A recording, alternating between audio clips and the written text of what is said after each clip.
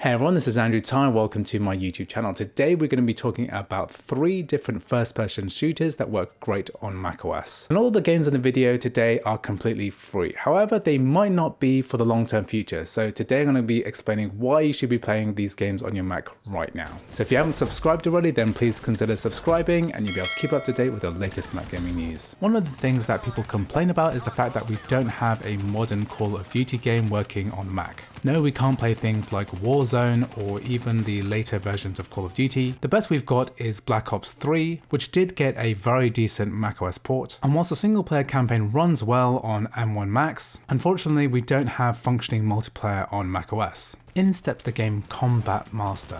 This is a kind of insane cross between Call of Duty and I'd say something like Quake. The first thing you're going to notice is that the movement speed of this game is pretty nuts. There are no cooldowns on slides or vaults. This means that a player that's good at movement is going to be able to avoid getting killed. Like Call of Duty, the time to kill is really short, so you're going to be dying every few seconds. But thankfully, in many of the game modes, the respawn rate is pretty much instantaneous, so you're never out of action for very long. So Combat Master started as a mobile game and it was recently ported to Steam just in April 2023, and the fact that this is a mobile game gives it some advantages. Yes, the graphics are not amazing, however this is a fully native ARM Apple Silicon Mac game. We're able to run this at full ultra settings on the base M1 MacBook Air, and it supports full cross-platform play with smartphone and also future console versions. And basically the mouse and keyboard controls demand a lot of precision and speed, and they work great on the Mac desktop.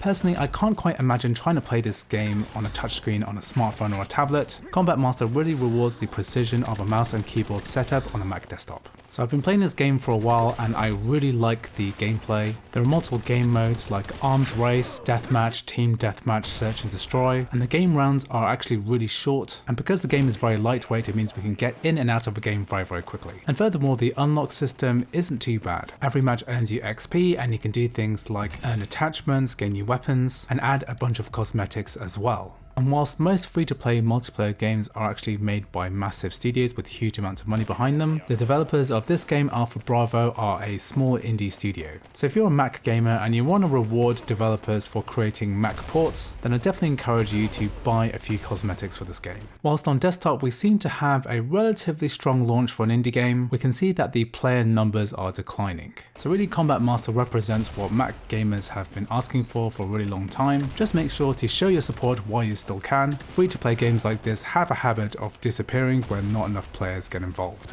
So next game on the list is Metro Last Light Complete Edition. Now this game is completely free on Steam, as long as you claim it before May 25th, 2023. Now unfortunately this game is 32-bit only, so it means that if you try to run this game then it's not going to work if you're using macOS Catalina or later. So if you're using an earlier Intel Mac then you'll be able to play this game. However, if you're using any form of Apple Silicon, including the M1 or M2 chips, then unfortunately this is not going to run. And furthermore, I haven't been able to get the Windows version to run through crossover or parallels. However, it is actually possible to get Last Light Redux working, so this has a macOS port which is incorrectly labeled as 32-bit on Steam. This is actually a 64-bit application and actually works great through Rosetta 2 on Apple Silicon Macs and modern Intel Macs too. And the Redux version of Metro Last Light is arguably superior, includes all of the DLCs, extra animations, updated graphics, and you'll get access to one of the best single-player first-person shooter campaigns that you can play on macOS. And whilst this game is a little bit older, it really holds up even on the base M1 MacBook Air. We're easily reaching over 60 FPS comfortably, even running on the very highest graphics settings. And furthermore, there's a pretty insane sale going on. If you want to buy all of the games in the Metro series that work great on Apple Silicon Macs, make sure to check out the Metro Saga bundle. You can buy all 3 games for the price of $12.49, and this includes a pretty deep discount on what is one of the best looking games on Apple Silicon Macs, Metro Exodus. And despite the fact that this is a Rosetta 2 game, this also works fantastically on the base M1 Apple Silicon Mac. So the next game on the list is Counter-Strike Go, and did you know that this is the most popular game on Steam and it's about to be removed forever?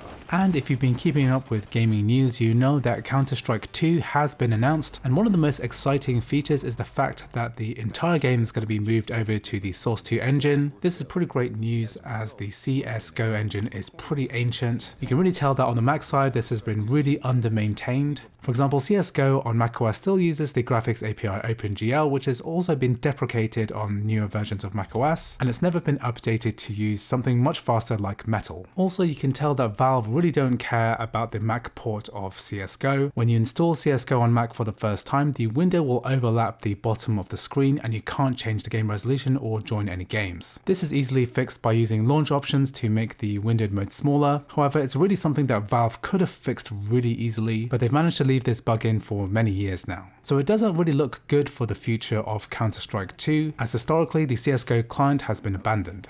So the next question is Counter-Strike 2 actually going to come to macOS? After all, the Mac version actually hasn't been officially announced yet, and none of the closed beta tests have been done on Mac either.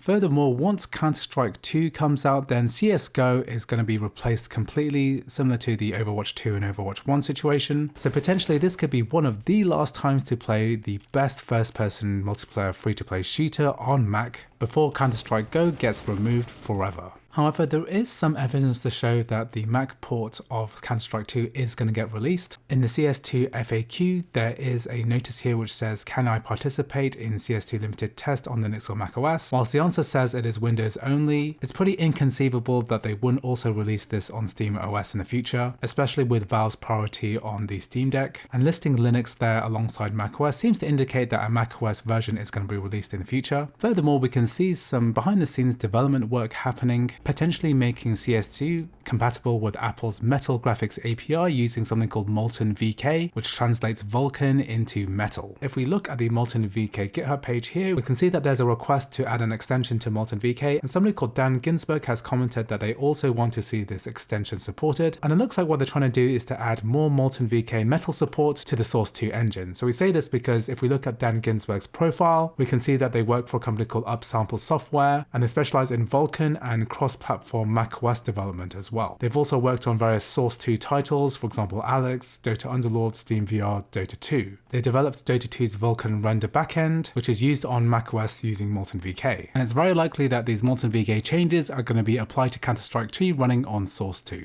Also on the CSGO Steam page, we can buy this thing called Prime Status Upgrade. This allows Prime account status in both CSGO and Counter-Strike 2, and this suggests that Counter-Strike 2 is also going to come to Mac as well. So overall, it's very likely that Counter-Strike is going to come to the Mac. However, we don't know if this is going to be a simultaneous release with the Windows and Linux ports of the game. It might be the case, as with many other times in the past, that the Mac port is going to be delayed. We really have no information at the moment. But what we do know is that CSGO is going to get sunsetted once Counter-Strike 2 gets released. So in the very near future, this is probably going to be the last time you're going to be able to play CSGO on a Mac. So make sure to check it out, even if it is just to see how janky the OpenGL client really is. Hopefully the new Source 2 engine is going to take advantage of the full power of Apple Silicon Macs. Anyway, thanks for watching and I'll see you in the next video.